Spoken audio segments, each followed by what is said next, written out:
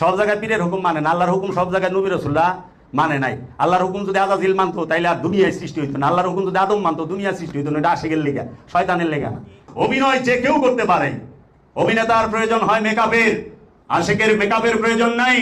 আশিক যেখানেই খাড়ায় ওইখানেই ওয়াজ করেনি, আশিক যেখানেই খাড়ায় ওইখানেই মনসুর হাল্লাজ, আশিক যেখানে খাড়ায় ওইটাই শামসুর তাবরিজ। আশিকের স্থান লাগে না, আশিক স্থান তৈরি করে।